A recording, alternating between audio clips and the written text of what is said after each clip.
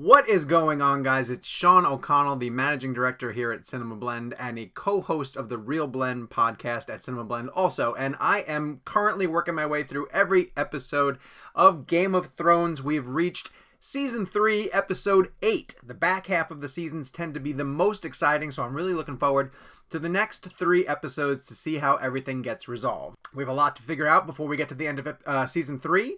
And we have plenty to get to before the beginning of Season 8, which is where I'm going. That's my destination, and I'm going to get there come hell or high water. So follow along with me by subscribing down below. Hit the subscribe button. In addition, turn on your notifications. It will tell you every time that we post a new video. The new Game of Thrones reactions, we're dropping about 2 a day. Some days we're going to have to hit 3, which I know is super exciting for everybody, but I think we can do it. And for now, Season 3, Episode 8, which I'm told is called Second Sons. Where do you think I'm taking you? Back to King's Landing. To Joffrey and the Queen. Joffrey, the Queen. That's the Red Fork. I'm taking you to the twins. But why? Because your mother and brother will be there. And they'll pay me for you. Oh, I want that reunion so Why bad. would they be at the twins? Your uncle's marrying one of the Frey girls. They're called the Second Sons. I'd like to talk to the Titan's bastard about winning. He may not agree to meet. He will.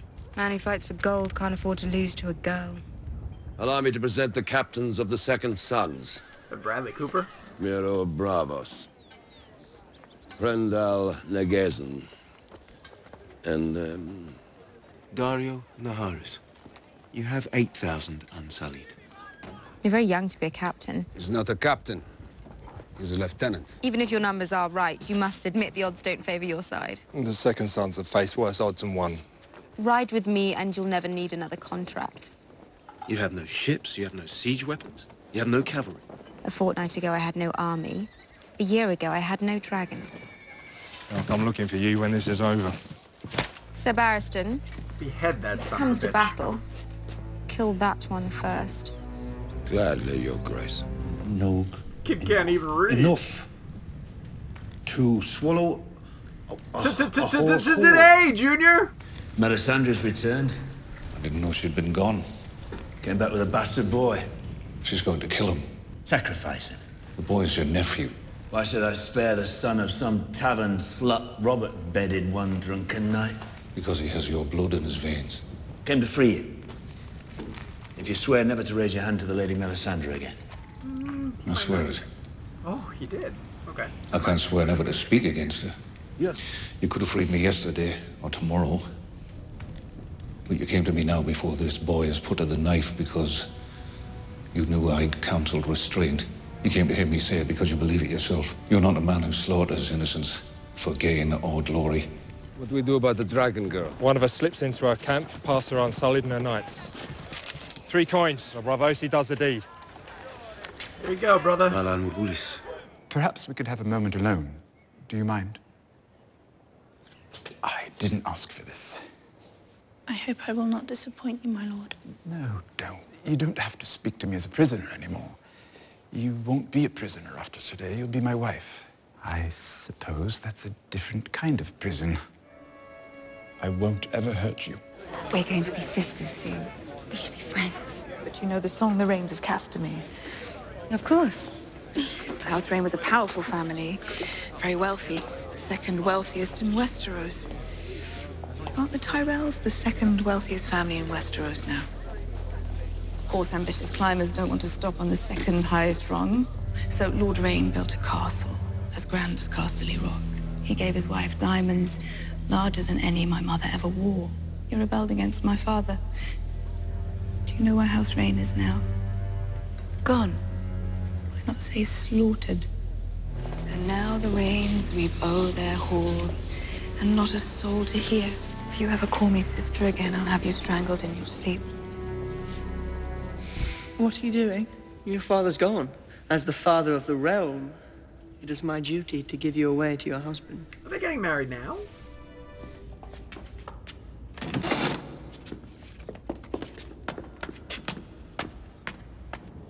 You may now cloak the bride and bring her under your protection. Joffrey, you dick.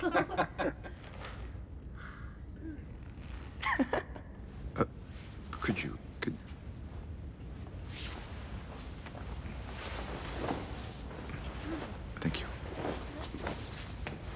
We stand here in the sight of gods and men to witness the union of man and wife.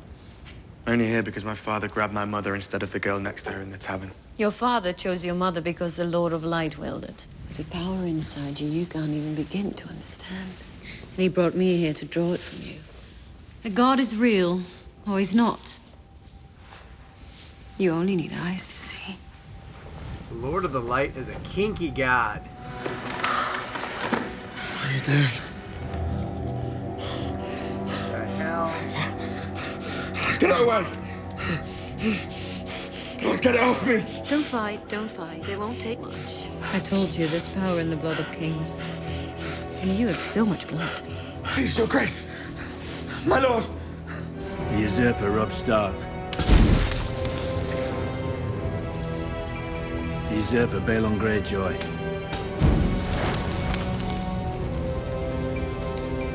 The usurper, Joffrey Baratheon. You seem rather drunk. Rather less than I planned to be. Your wife needs a child, a Lannister child, as soon as possible. And? If you're going to give her one, you need to perform. Drinking and lust. No man can match me in these things. I am the god of chits and wine. I shall build a shrine to myself at the next brothel I visit. You can drink, you can joke, you can engage in juvenile attempts to make your father uncomfortable, but you will do your duty. My father once told me. Nobody cares what your father once told you. Sansa's a Lannister. Sansa is a Lannister. Congratulations, my lady. Oh, thank you, Your Grace. Well, you've done it. You've married a Lannister. Soon you'll have a Lannister baby. It's a dream come true for you, isn't it? What a glorious day. Yes, Your Grace. I suppose it doesn't really matter which Lannister puts the baby into you. Maybe I'll pay you a visit tonight after my uncle passes out. How'd you like that? You wouldn't? That's all right. Sir Meryn and Sir Boris will hold you down. Come, everyone! Pick her up and carry her to her wedding bed. Get rid of her gown. She won't be needing it any longer. Ladies, attend to my uncle. He's not heavy. There will be no bedding ceremony. There will be if I command it. Then you'll be f***ing your own bride with a wooden cock. What did you say? I believe we can dispense with the bedding, Your Grace. I'm sure Tyrion did not mean to threaten the king. A bad joke, Your Grace. But it is my wedding night. My tiny drunk cock and I have a job to do. Come with. My Lord Father has commanded me to consummate this marriage. Again, it's investment in the characters. Tyrion has done horrible things. Tyrion's done some noble things. So you're never quite 100% sure which direction things are going to go. See? Can't. But your father... If my father wants someone to get f***ed, I know where he can start. I won't share your bed. Watch out. Watch out. No screaming, or she dies. What do you want? You. Let her go. Don't scream, lovely girl. You were sent here to kill me. So why haven't you? I don't want to. What do your captains have to say about that? You should ask them. Oh, hey, what? Wow. Why? We had philosophical differences. Over what? Your beauty. I only do what I want to do. Wouldn't this is supposed to impress me? Yes? Will you fight for me? Swear to me. The second sons are yours, and so is Dario Naharis. My sword is yours, my life is yours, my heart is yours. I'm going to call you not Momoa.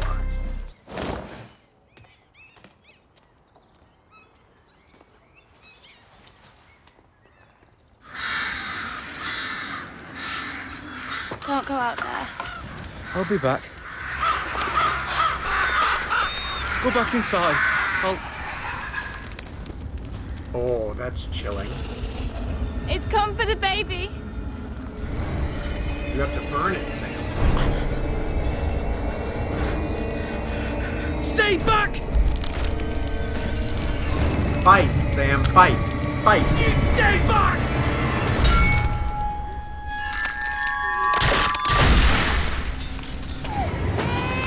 No! You can't have it! No! Oh, hey, yeah, right, that thing.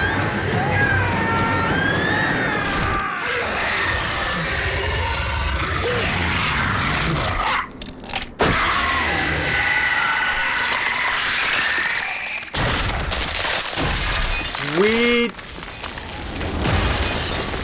Sweet. Season 3.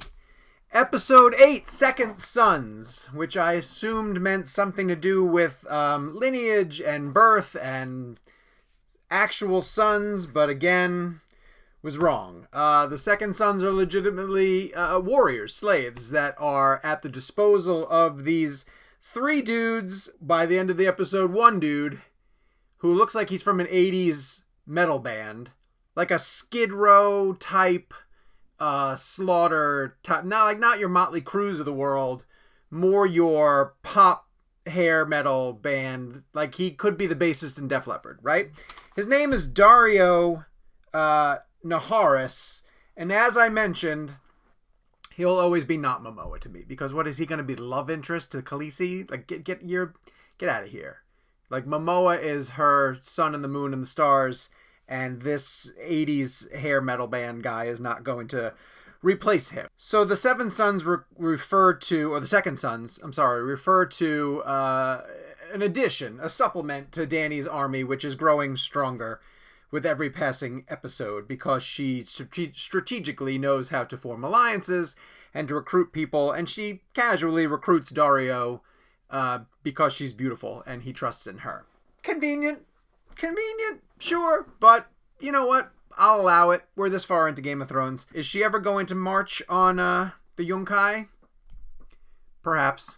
That seems like something that would happen at the end of the episode. That would be pretty major. This episode was largely dedicated to the events of Sansa and Tyrion's wedding. And as I mentioned during the commentary track, not only do we get to their wedding, but we get to their wedding night, and we're on the fence about, is Tyrion actually going to consummate this marriage that he doesn't believe in and that he's obligated to go through, and he knows that Sansa is not interested in him, and she's not interested in him, he's not interested in her. He really does love Shay. Turns out he doesn't go on with it. Now that's 2 Lannisters that I've kind of come full circle with. Like, you kind of loved to hate both Jaime and Tyrion, but then they each do noble things, and so they're not clear-cut monsters just because they're Lannisters. Not that there aren't Lannisters who are clear-cut monsters, as Joffrey tells Sansa on her wedding night. Sham of a wedding, I get it, but he's like, doesn't really matter which Lannister beds you. Maybe I'll come into your bedroom tonight and rape you while my soldiers hold you down. King, but what a prince you are, Joffrey. You're the best. Stannis meets Gendry, goes down to visit Davos. Davos says to him, look, you can't let this kid be sacrificed. But the Red Woman goes through a seduction and uses leeches to pull blood out of him, to do a demonstration for Davos, to essentially say, look, Davos, I know you don't believe in this red god that we subscribe to, but I'm here to tell you that he is truly, who we need to be putting, he's the basket in which we need to be putting our eggs. And Stannis agrees because he says he's seen a vision in the fire. And when they do the demonstration, what I found really interesting was there were 3 leeches that took the blood from Gendry, King's blood, bastard son of Robert, and there's 3 people who he throws into the fire as sacrifices, people who were going to be essentially, well, last time she gave birth to a demon baby seed, it was, he got rid of Renly immediately, right? So it's Robb Stark, Balon Greyjoy, and Joffrey Baratheon. So those are the 3 new targets of Stannis, and I think that's pretty fascinating. Robb makes sense, Joffrey makes sense. Balon Greyjoy, listen, I understand that the families in the kingdom don't like each other, but singling out Balon Greyjoy is pretty fascinating, because then you have that would throw everything into disarray. Arya, speaking of people who we kind of think are awful and then turn out to maybe not be as cut and dry as we thought, is the Hound. Right? The Hound saves Sansa. The Hound is trying to transport Arya to the twins so that she can reunite with her family. And let me tell you, I need that reunion more than anything else. Poor Arya has been on the run since the time she left King's Landing. And the reason why she left King's Landing is because she witnessed her father, or didn't actually see it, but like knows her father was beheaded and was sent away because her life would be in danger now because the Lannisters are in charge. And she's been on the go ever since. Like, she misses her family, and Lady Cat obviously misses her daughters, and she's been negotiating the return of them from King's Landing and trying to use Jaime as bait in that whole thing. But the Hound is proving to be as fascinating as Jaime Lannister and Tyrion in that they're not black and white. There's a ton of gray area. Whereas I think other people who are pretty clean cut and dry, let's go on the evil side, because I don't think anyone is just 100% good. Robb Stark's the closest thing to that, I think. Cersei and Joffrey are 100% evil. Like, it is now season 3, episode 8, and I'd be stunned if I ever come full circle on Cersei and Joffrey the way that I did for Jaime. Jaime I would have dismissed as horrible, and now I'm not going to go so far as to say Team Jaime, Team Tyrion, 100%. But I would be like, Cersei's just awful. And the warning that she gives to Marjorie, the history of that family that tried to rise up against the Lannisters, and they got beat back and hung and destroyed. They were the second most powerful family, and she talks about how like everyone wants to climb to the top. Another metaphor from the previous episode called The Climb.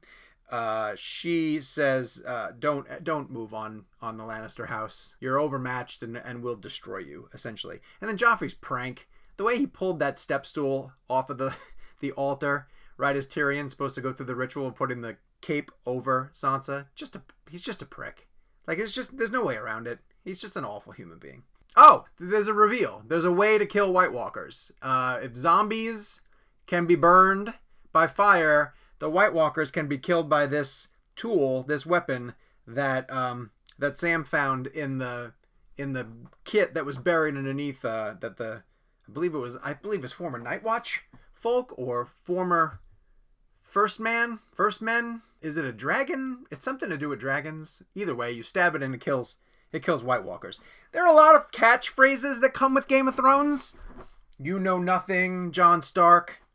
Winter is coming. How on earth did I am the god of tits and wine not end up on t-shirts and posters everywhere? People, what are we doing here? Season 3, episode 8. Thank you very much for tagging along on this journey. We have 2 more episodes to go in the season. We'll have reaction videos posted soon on CinemaBlend's YouTube page. You will not want to miss them, so go down, hit subscribe, turn on your notifications, and we will continue our march through Game of Thrones together.